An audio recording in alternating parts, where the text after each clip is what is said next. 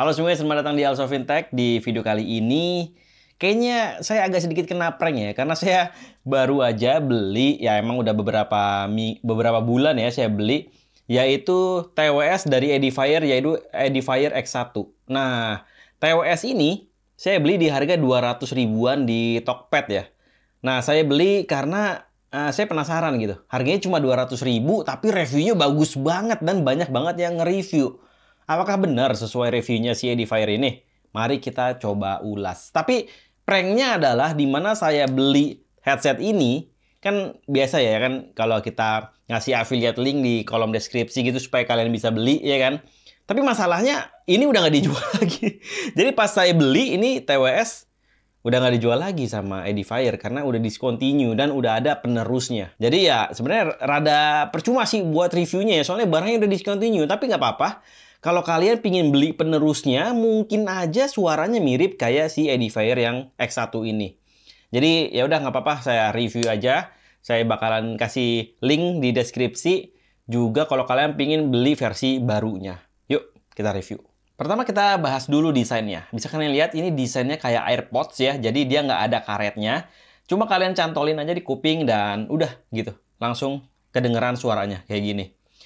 Sebenarnya ada plus minusnya ya kalau tipe yang desainnya begini. Jadi dia nggak ada karetnya. Plusnya adalah di mana kalau kalian lagi pakai headset ini, pakai TWS ini, kalian sambil jalan-jalan, kalian masih bisa denger, kalian masih bisa aware dengan keadaan sekitar. Ada mobil lewat, motor lewat, nggak masalah. Nggak perlu kayak fitur advance kayak transparent mode, misalkan di beberapa TWS itu ada ya, biasanya yang harganya udah cukup mahal itu ada. Tapi kalau ini nggak perlu, karena desainnya seperti ini, nggak nyumpel di kuping, jadi kalian masih bisa aware atau kalian masih bisa mendengar suara dari sekitar. Kalau pakai kalian tipe headset yang kayak begini. Ya tapi itu juga bisa menjadi kekurangan. Kalau kalian pingin banget dengerin musik sampai bassnya benar-benar kedengeran, vokalnya kedengeran jelas, treble-nya asik, biasanya nggak bakalan bisa dapat kalau modelnya yang kayak begini. Karena isolasinya nggak bagus. Jadi plus minus sih sebenarnya.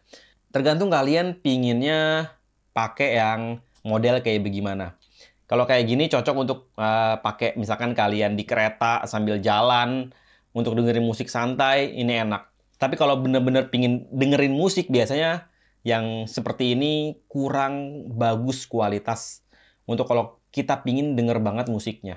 Kalau untuk case-nya dia bagus ya, bahannya bagus. Dia satisfying juga nih kalau buat dibuka, ditutup. Karena kan ada beberapa ya, kalau dibuka ditutup kayaknya jelek gitu, nggak enak. Kalau ini sih enak ya. Udah lagi, selain itu di bagian bawahnya, ngecasnya udah pakai USB Type-C. Di harga 200 ribuan udah pakai Type-C. Ini udah, apa istilahnya, future proof lah ya. Jadi, ke depannya gitu, ya kalian nggak perlu susah-susah nyari charger ya. Maksudnya nyari kabelnya gitu. Kabelnya udah Type-C. Karena kalau masih micro USB itu kadang, ya ampun. Kadang kita mau ngecas tapi kabelnya di mana ya? Harus nyari dulu gitu karena nggak umum ya.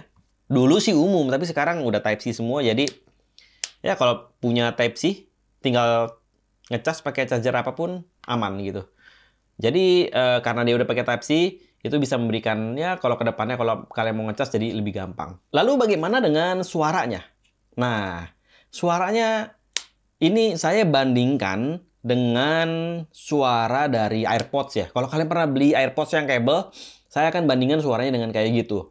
Oke, tapi sebelum saya ngasih tahu bagaimana suaranya, ingat ini harganya 200 ribu dan udah TWS. Kalau AirPods itu harga pakai kabelnya aja mahal banget ya. Apalagi yang TWS itu harganya sampai 2 juta kalau nggak salah. Jadi satu AirPods itu dapat 10 yang kayak begini. Jadi kalau kalian hilang 10 kali berarti kalian udah beli AirPods. Tapi siapa juga orang udah hilang 10 kali ya. Kayaknya nggak ada juga ya. Nah, suaranya itu bisa dibilang kualitas suaranya itu menengah ke bawah gitu. Walaupun reviewnya bagus di Tokopedia ya. Tapi saya nggak merasa kualitas suara yang memukau dari 200 ribuan ini. Dari Edifier X1. Suara treble-nya, mid-nya, suara vokalnya, suara bass-nya itu dalam taraf kualitas yang menengah ke bawah. Tapi saya nggak bilang jelek ya, tapi bisa dibilang menengah ke bawah lah.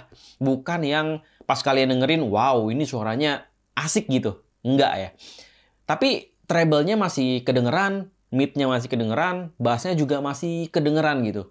Sebenarnya suaranya bisa dibilang dituning dengan baik, tapi kualitas suaranya itu rendah. Bisa jadi karena kodek yang dipakai hanyalah kodek SBC, di mana kodek itu bisa dibilang kodek yang ya untuk entry level lah ya. Jadi kalian nggak bisa mendengarkan audio yang high res banget pakai SBC, karena ya itu bisa dibilang kalau headset yang murah-murah sih biasanya emang pakai kodek yang seperti itu gitu. Memang seadanya aja.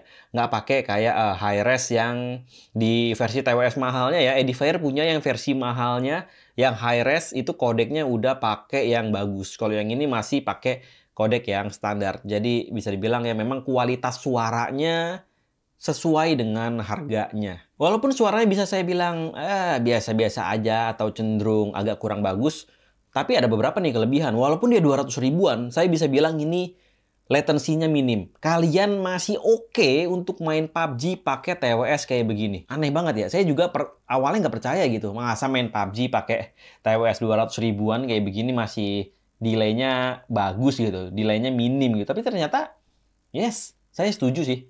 Di tempat penjualan juga dia bilang katanya low latency, dan ya saya merasa ini latensinya cukup minim, jadi kalau main PUBG santai-santai masih nggak masalah.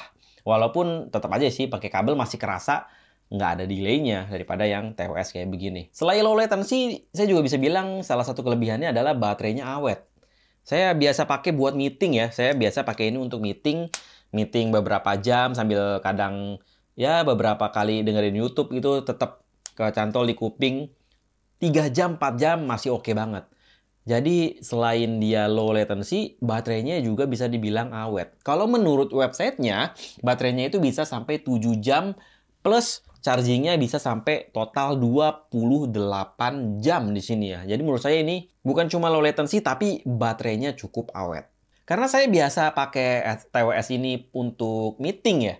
Dan menurut saya suaranya cukup bagus. Memang sih nggak punya fitur yang kayak misalkan mengurangi fitur noise background dan lain sebagainya, tapi ya suaranya cukup bagus sih. Suaranya nggak mendem ya.